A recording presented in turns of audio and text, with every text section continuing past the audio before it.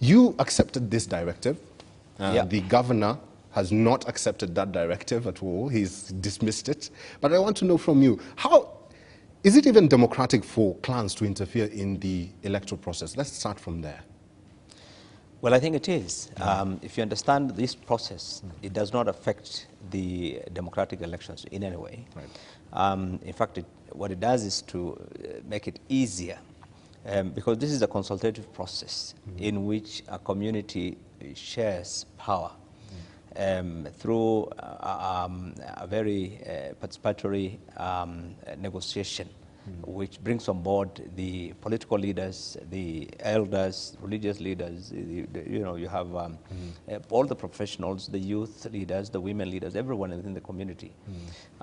So in which each of these categories and each of these the clans which represent the Gara community bring delegates really, and you're talking of about 400 or 500 people sitting to really determine how to share really the political positions, but ultimately. It does not interfere with the actual election, because in the actual election there will be competition. So those who do not subscribe will be at liberty to compete. I mean, that's open and is not affected. Really. All right. Governor Robert says that decision was not binding. Others who have rejected, he's among the people who have rejected this decision. He says that the Council of Elders has gone too far in exercising its authority. He says he has his own lineup and he will contest come 2017. What are the consequences of his decision? Well, I think it's a zero-sum game, and he knows it. If anything, I think his decision is perhaps just to satisfy his ego, but otherwise it will amount to naught. Because we did this in 2013, and all the 25 positions, the candidates that succeeded, including him, were people who were endorsed through this process by the same group of Council of Elders. Right.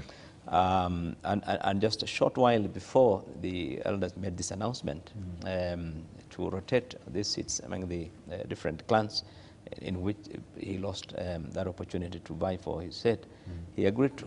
And all of us agreed to be committed, because it's a charter in which each of the 20 sub-clans signed in writing in 2013 that they will commit themselves to that. So it's about really about your integrity, because the moment you decline to abide by this process, what in effect it means is that you do not trust, the community's charter itself, and therefore your integrity also comes to question. Even the Gara Council of Elders, or the clan, says that does this now mean that they're irrelevant because he's in power right now and he has refused to adhere to their directive? I don't think so. I think what is important is that these people are acting on behalf of the public. Each sub-clan there nominates its own delegates to this meeting in which this process has happened. And really, at the end of the day, their decision is based on the feel and the mood really in the society, in the community at large. So take it from me, if anyone goes against, and we saw it, 100%, anyone whom they endorsed, is because it's in the interest of every clan to support the candidate endorsed for that particular, for the other clan. So it's an interdependent process in which anyone, it creates a win-win situation for everyone, so that the big clans, the small clans, so it takes care of everyone, so that at the end of the day it ensures internal equity, and overall it also ensures that the community remains united. So it works, and I think he knows. The last time when he was picked out of nowhere, really, what happened is that they left behind some very prominent people. And one of them said, no, he's not going to quit in the same way. And he ran against him, against Ali Ibrahim Roba. And he lost. He didn't get anything, really. And then, so I think he knows very well that to challenge this process would be futile. But I think he's at liberty. The good thing is that the elders will not lock you out. If you wanted to try, no. But I think the public, for the community, it's the larger picture which is important. It's the unity, it's the future that they're looking at, that inclusive process that ensures that every aspect of the community is taken on board. That is what is important, and that is why the community will rally behind this more than any other. And they have. They've really, rallied behind this. But this debate did not just start in Northeastern. It started in Nakuru. But Then it was about political parties. Now we're talking about clans, and we know what happens in, in northeastern region. There's that issue of interclan conflict. How is this going to work, really? Where do you even draw the line? Actually, it helps that process. It helps that process. What happens is that, for example, the Gara community, which is the predominant, large community in Mandera County, is vying for 4 out of the 6 parliamentary seats. The other 2 seats will be left entirely. They will not even field candidates to allow the other minorities to run for them. But where does this process leave the minority? Because that's the point I'm coming to. Yeah. That 2 of the seats they are not going to vie for. So it's determined by the community that this will be left for the other communities to vie for. Then within these 4 parliamentary seats that we are going to vie for, one of them is going to be a competitive one. In fact, even last time, with all the competition, with all our plans, our candidate went through very narrowly. So it again is a competitive seat. Then for the governors, for the senator and women rep, these are all competitive. You can't lock out anybody. Right. In fact, last time I had a candidate from the minorities who were competing with me. The women rep, they had a candidate. Yeah. So I think it doesn't rule out anyone, especially in the county seats.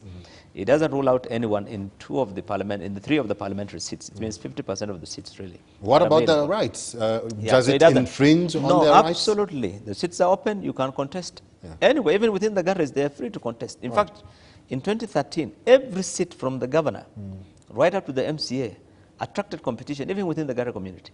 So, I mean, it doesn't mean that, as you would expect, that in this kind of arrangement, everyone will be bound by it. There will be many within the society who will feel... Let's talk about this large county called Marsabit. There's also an issue there. The governor was endorsed to run for 2017. There's another person who's come up and said, by the way, I also want to run.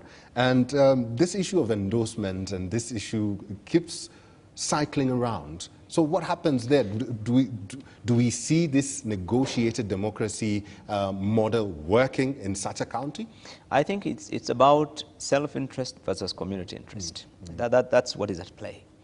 That the community will see its larger interest and therefore will unite to field a candidate really for one particular seat, in the interest of preserving their position in that area. And then there will be, of course, the self-interest by an individual who feels that he's not bound by that and he wants to give a shot, disregarding all the larger interests of the community. And so that competition, that's the beauty of democracy. You can't be stopped. You will still run because the Constitution allows you to. But at the end of the day, you will test your defeat at the ballot, really. It doesn't add any value. You will run for whatever it is worth. But I can tell you that there's no community. Take a central province, take Rift Valley. I mean, everyone knows what is interest. So if there's a candidate presidential who comes in from central, I'm sure they'll vote to the last man to ensure that their person comes in. So I think there's a larger interest. But they'll always find others also who will be contesting, who will come from central running for presidency, and there'll be others who will be voting for them. But what is important is that the larger picture is that majority of the people will be bound by the interests of the community.